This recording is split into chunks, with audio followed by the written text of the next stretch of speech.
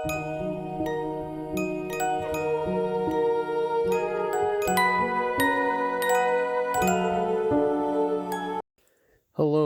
and welcome to the Murder House Radio Show. I'm your host, X. On this show, we will be covering serial killers, mass shooters, disappearances, true crime, and the most deplorable things and people in history. All that good, dark stuff. The Murder House Radio Show will be a radio show / podcast. I'll be uploading videos every Friday at 4 p.m. Mountain Standard Time.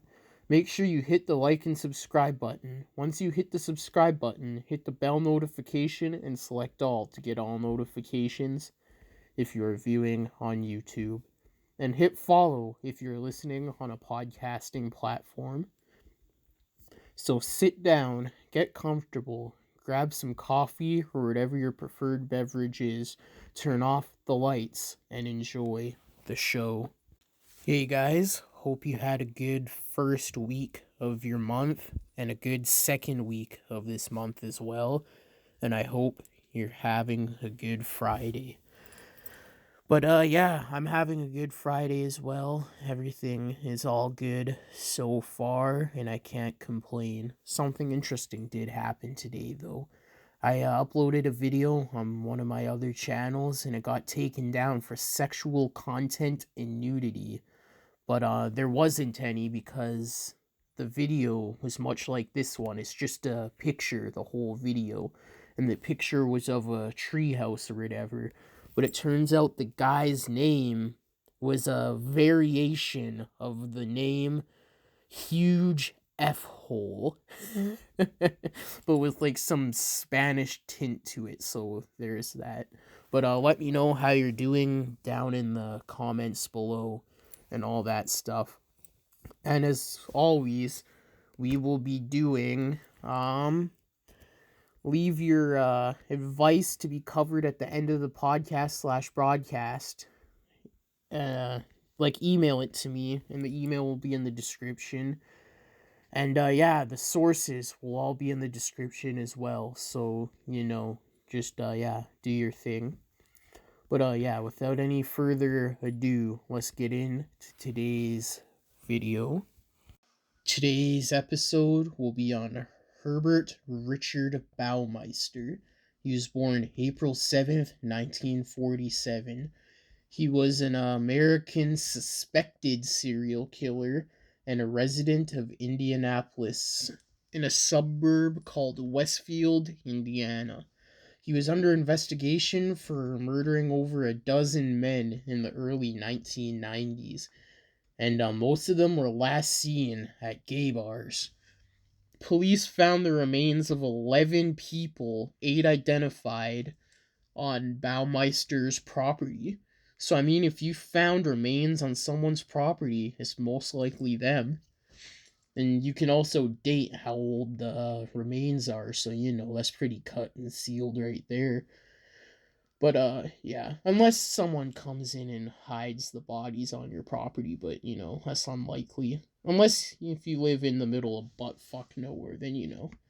But after an arrest warrant was issued, Baumeister fled to Canada and killed himself before he could be brought to trial. He never confessed to the crimes, and his suicide note made no mention of the murder allegations. He was later linked to a series of murders of at least 9 men along Interstate 70, which occurred in the early to mid-80s. So that's a quick rundown on who this guy is, and yeah, let's take a deeper delve into this. But real quick, I just want to say sorry about the intro because I possibly may have forgotten to plug the mic in or whatnot. So there's that. But yes, his early life. Baumeister was born in Indianapolis, Indiana, and he was the oldest of 4 children born to Herbert and Elizabeth Baumeister. His childhood was reportedly normal, which is good. Surprising, I would guess, when it comes to serial killers. But by the onset of his adolescence, he began exhibiting antisocial behavior. Antisocial behaviors are actions that harm or lack consideration for the well being of others. It has also been identified as a type of conduct that violates the basic rights of another person, and any behavior that is considered to be disruptive to those in society.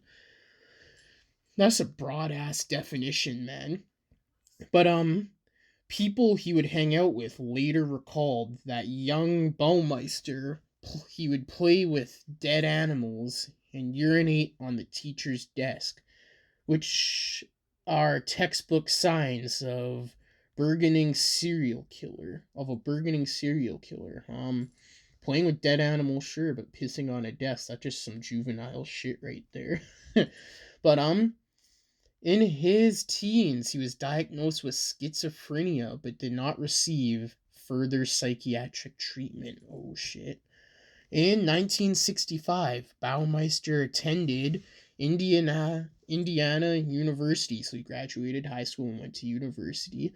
And he went there for a semester before he dropped out. And then he returned in 1967. And in 1972, he attended a semester at the Butler University. And then as an adult, he drifted around and went through a series of jobs marked by a strong work ethic. Fuck around, boys, and also by increasingly bizarre behavior. Okay, so he's just a drifter. Okay, fair enough. Baumeister got married. He married Julie Satir, Saiter, and this was on November 1971. A union that produced 3 children, so they had 3 kids, word. And Julie later said that they had been sexually intimate only 6 times over 25 years of marriage. You guys, whack. That is whack. Usually you'd hear that from a guy, just saying. In the 1970s, Baumeister was committed to a psych ward or a psych hospital by his father. His wife said he was hurting and needed help. Baumeister found the successful Save-A-Lot thrift store. Oh, he founded that word. That's all good. So, there were only 2 stores total, and this was in Indianapolis in 1988. Interesting. If any of y'all heard of that, let me know. That's interesting right there. Save Lot, so Savalot. Word up. So, in the early 1990s, investigators from the Marion County Sheriff's Department and the Indianapolis Police Department began investigating the disappearances of gay men of similar height, age, and weight in the Indianapolis area. And then on 1992, they were contacted by a man named Tony Harris claiming to be a gay bar patron, calling himself Brian Smart. He had killed a friend of his and had attempted to kill him with a pool house during an erotic asphyxiation session. Okay. Harris eventually saw this man again in August 1995 and followed him and noting a license plate number. From this date, police identified Brian Smart as Herb Baumeister. So, this guy survived Herbert, and, yeah, well, that's all good. Reported him to police and all that. So, investigators approached Baumeister, told him he was a suspect in disappearances, and asked to search his house. Both Baumeister and his wife Julie refused to allow a search of their home. By June 1996, my bad guys. By June 1996, Julie had become sufficiently frightened by her husband's mood swings and erratic behavior, and after filing for divorce, she consented conceded to a search, so she allowed the search after their divorce or whatever, like after filing for it. The search of the 18-acre estate, holy fuck. So that's 73,000 square meters. So the search of the 18-acre estate, Fox Hollow Farm, was conducted while Baumeister was on vacation. It turned up the remains of 11 men, 8 of whom were identified. So with a warrant for his arrest, Baumeister fled to Ontario, where he committed suicide at the Pinery Provincial Park on Lake Huron by shooting himself in the head. So, in his suicide note, he described his failing marriage and business as his reasons for killing himself. He did not confess or admit or anything to any of the murders to the men found in his backyard. Well, there is that. Baumeister would posthumously be suspected of killing 9 other men. So they found, 11 bodies. 10, 11, 12, 13, 14, 15, 16, 17, 18. So he's suspected of 18 murders. Word. 9 other men, the bodies of whom were found in rural areas along the corridor of Interstate 70 between Indianapolis and Columbus, Ohio, during the early to mid 80s. One eyewitness identified Baumeister as the man seen leaving a bar in 1983 with Michael Riley, who was later found dead. Like the other victims, Riley was strangled to death and deposited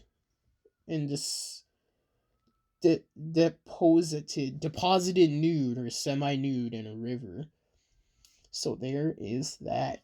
The thing is, with eyewitness testimony, that's just unreliable, especially if it's years later. Because, like, if you have people witness the same situation, they're gonna have varying reports. And you can't really have that, so, unreliable as fuck. Unless it's on camera, but even then, and we can all attest to that. So it's thought that most of the killings took place in his indoor pool. And his indoor pool is actually filled with mannequins dressed up in swim gear. And in the pool floating around with floaties and shit. So a bunch of weird shit. And his property is allegedly haunted as well. We're taking a new turn on this podcast talking about hauntings. If y'all believe in any of that stuff. But there's a whole ass movie on that, and then there's a couple of shows about the haunting of the Fox Hollow Estate. So, we'll get into that a little bit here. So, I'm just reading on the SYFY website or whatever, Paranormal Witnesses True Terror. It says here that Rob Gravers and his family moved to the property to escape the city. On outward appearance, the Fox Hollow Farm was more than perfect, so it was all good, and it was a good price, because, a bunch of fucking people were found dead and buried there. They toured the house with a realtor. Rob began wondering why the house was so desirable and gorgeous and didn't have anyone living in it. And he was wondering what was wrong with it. He thought about it, and Rob realized it might be the property he heard about on the news. Rob asked if it was Herb Baumeister who had lived there, and the realtor said yes, and that was why it was such a good deal, which makes sense. But they decided they could live with the fact that fucking 11 bodies were found on the property. But yes, there is that. And then the first encounter of ghostly activity was Vicky, the wife, was vacuuming gravel that the kids had tracked into the pool area when the vacuum kept coming undone or whatever. Like, it kept turning off because the cord kept getting pulled out. And yes, and this was on an extension cord, and then the third time startled her, because, it could be a coincidence, but 3 times in a row, it's like, what the fuck's going on here, boys? and she felt as though someone else was there. It felt as though someone didn't want her there. But yes, there's that. I'm pretty sure I've seen this episode on the show as well. She got pushed into the pool and almost drowned or some shit, but I'm not too sure. You'd have to go watch the episode. And it says here that Rob worked at a car dealership, and the person he worked with, Joe Le Blanc, was chronically late for work, always late for work because he had to drive a bunch to get to work. And so he moved closer to the dealership, and Rob offered him a spare apartment they had on the property.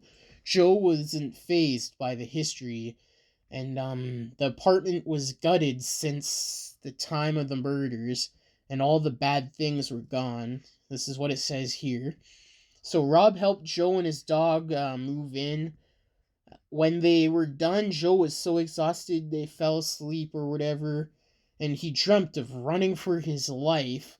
He was being chased by something bad. When he woke up, he tried to run and hit the door frame real hard, and he collapsed onto the floor in pain. There was shards of glass everywhere, and they had gotten into his hands.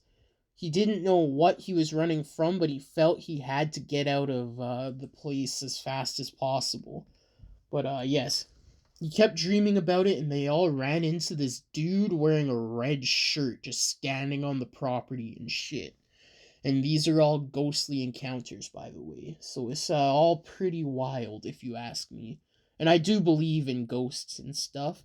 But yeah. Like, I'm not, like, fucking fanatical with this shit. Like, I believe they exist, but, like, most stuff can be explained away. But there is stuff that is unexplainable. Let me know if you all believe in ghosts or whatever or anything of the sort. Let me know down in the comments below. It'll be interesting to hear your opinions. So Vicky got home from work one day, her husband was painting or whatever, and she looked out the window or some shit, and something caught her eye. There was a man in a red shirt standing in their yard. As he walked away from her, Vicky realized that she wasn't able to see the man's legs. And just as quickly as his legs disappeared, the rest of them vanished. Rob dismissed it as a serial killer groupie. That's still weird, someone sneaking onto your property regardless. But they walked over to the area where she'd seen the person and found nothing. And this concerned Vicky, and Rob installed security cameras on the property. So there is that as well. And then one day, Joe was washing dishes in his apartment at night. He heard knocking on the door that was pretty intense. He opened the door, and there was no one there. He looked around outside and saw no one or nothing. He closed and locked the door, unable to shake the uneasy feeling something was watching him. Oh, yeah. He couldn't see anything, and suddenly a wisp of something grabbed his attention. Joe looked back into the bedroom and saw nothing. Even Fred was acting as though he'd seen something, and that's a dog, and you know, dogs are more keen to seeing fucking suspicious shit. But yeah, there's just a whole bunch of questionable stuff happening on the property and stuff, and it's happening to everybody. But you know, yeah, there is that. They found a bone on their property, a human bone, but it remains unidentified. But there is activity happening on the property till this day. So yeah, it's pretty wild if you ask me. But yeah, there's not much on Herbert Baumeister because he was never actually caught or charged. They just found a fuckload of bodies on his property, and he killed himself before he could be brought to justice, I guess you could say. And there's not much about his early life or whatnot. So yeah, there is that. But he died on July 3rd, 1996. So there is that. But yes, if you know anything else, leave it in the comments, because it's definitely a interesting topic. Watch some of the shows about the ghosts if you like that type of stuff. And there's probably some more stuff about him and his killings, but I highly doubt it because there isn't much known. But I'd say he definitely was a serial killer because you just don't find fucking 11 bodies on someone's property without them being a serial killer. But yeah, again, there is no more, well, there is no emails for advice so far. But yeah. uh, But yeah, so that is Herbert Baumeister. Thank you for listening to this episode on the Murder House Radio Show. I hope you have a good rest of your Friday or whenever you are listening to this. Check out the social medias and the sources in the description below. Make sure you hit the like and subscribe button. Once you hit the subscribe button, hit the bell notification and select all to get all notifications whenever I upload. If you are listening on YouTube, if you are listening on a podcasting platform, hit follow. Leave your suggestions for future episodes in the comments. See you next episode. This is your host X signing off.